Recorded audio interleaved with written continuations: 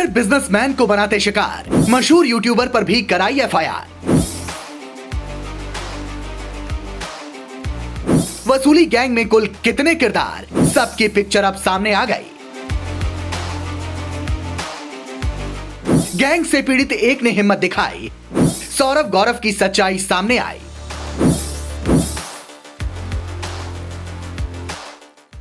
सौरभ गौरव गुप्ता के शिकार लोगों की लिस्ट तो बहुत लंबी है। इस लिस्ट में नया नाम मशहूर यूट्यूबर और बिग बॉस OTT 2 के विनर एल्विश यादव का जुड़ा है, जिस पर PFA से जुड़े गौरव गुप्ता ने एफआईआर दर्ज कराई है। हालांकि एल्विश यादव पर जहरीले सांपों का जहर बेचने का जो आरोप लगा है, उससे एल्विश ने बेबुनियाद बताया है।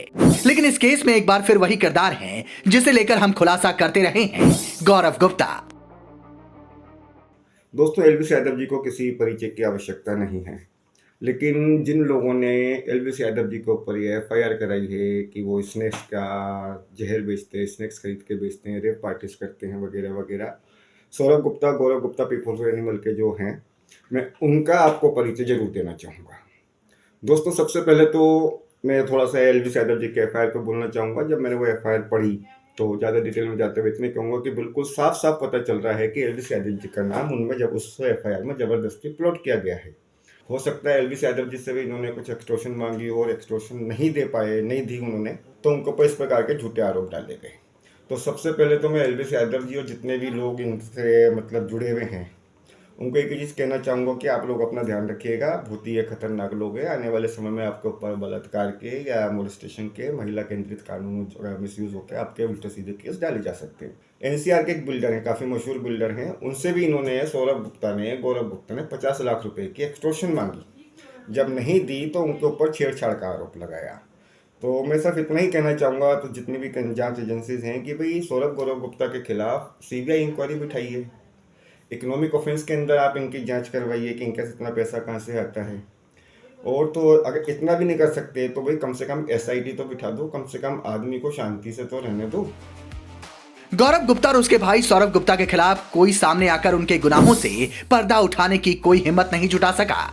अब पहली बार हुआ है जब रवि विक्रम भटनागर तमाम जोखिम उठाकर सामने आए हैं। इस शख्स का दावा है कि सौरभ गौरव गुप्ता अकेले नहीं हैं, बल्कि इस गैंग में 2 दर्जन से ज्यादा लोग हैं, जिनमें महिलाएं भी शामिल हैं, जो किसी पीड़ित को गिरफ्तार कराने में अहम भूमिका निभाती हैं। बीते दिनों रवि विक्रम भटनागर को मुंबई पुलिस ने गिरफ्तार किया था। तब गैंग की महिलाओं ने झूठे आरोप लगाए थे, ऐसा रवि विक्रम भटनागर का कहना है। देखिए, इन्होंने मेरे ऊपर, मैंने बम्बई के अंदर किया था, लता परमार की एक मैंने ऑडियो शेयर करी थी जिसमें वो एक आदमी को धमका रही थी पुलिस इंस्पेक्टर बनकर, और मैंने वो ट्वीट किया था बम्बई पुलिस कमिश्नर को और फेसबुक पे डाला था। तो लता परमार ने क्रिमिनल कॉन्स्पिरेसी करते हुए, लता परमार, दुर्गा रानी और उनके जो राजनीतिक रसूख वाले हैं, जो उनके ट्रस्टीज हैं, उन्होंने एक कॉन्स्पिरेसी करते हुए, सब फोटो दिखाते हुए कि हमारी इसने फोटो शेयर करी, 354D2 यानी साइबर स्टॉकिंग का केस मुझ पर डाला और लता परमार की पुलिस को धमकी की मैं आत्महत्या कर लूंगा अगर मुझे गिरफ्तार नहीं किया गया। तो उसके दबाव के अंदर मुझे गिरफ्तार किया गया और मुझे माननीय कोर्ट से मेरिट के ऊपर बेल मिली है। जो जानकारी रवि भटनागर ने मुहैया कराई है, उसके मुताबिक इस गिरोह में सीमा दुबे, दुर्गा राय, बिमलेश नुमानी, पूनम खन्ना, लता परमार, अंबिका शुक्ला शामिल हैं। रवि का दावा है कि इस गैंग के खिलाफ उसके पास पुख्ता सबूत हैं कि कैसे गैंग के मेंबर पशु प्रेम के नाम पर लोगों को अलग अलग केस में फंसाते हैं, फिर समझौते के नाम पर वसूली करते हैं। हैरानी की बात देखिए कि इतने बड़े स्तर पर लोगों को शिकार बनाने वाले इस गैंग का आज तक कोई कुछ नहीं बिगाड़ सका। रवि बताते हैं कि इसकी सबसे बड़ी वजह इन्हें मिला राजनीतिक संरक्षण है, जिसकी वजह से पुलिस भी इन पर हाथ डालती है तो दबाव में कदम पीछे खींच लेती है। सौरभ गौरव गुप्ता के हौसले कितने बुलंद हो चुके हैं, इसका अंदाजा आप इसी बात से लगाइए कि पुलिस वालों के लिए भी अब शब्दों का इस्तेमाल करते हैं।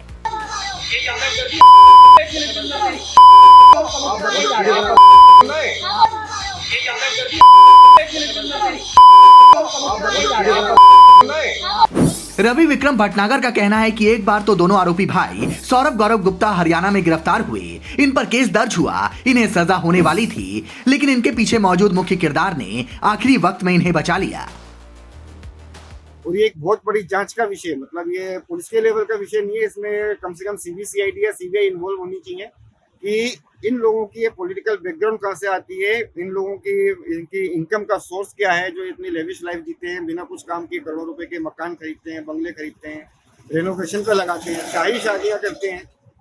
और बड़ी बड़ी कारों में घूमते हैं और इनका कोई बिजनेस नहीं है। मैं स्पष्ट रूप से कहना चाहूंगा, ये लोग काउ स्लॉटरिंग में इन्वॉल्व हैं, ये लोग बिजनेसमैन से एक्सटॉर्शन में इन्वॉल्व हैं। पूरे सबूत मेरे पास है और मैं पहले काफी का सबूत दे चुका हूँ एजेंसीज को भी। ऐसा एक नहीं कई दफा हो चुका है। यही वजह है कि राजनीतिक संरक्षण मिलने की वजह से ब्लैकमेलर भाइयों और उनके गिरोह का हौसला दिनों दिन बढ़ता जा रहा है।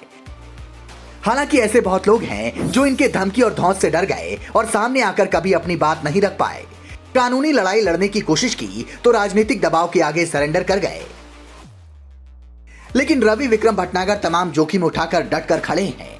ब्यूरो रिपोर्ट, पोल खोल न्यूज।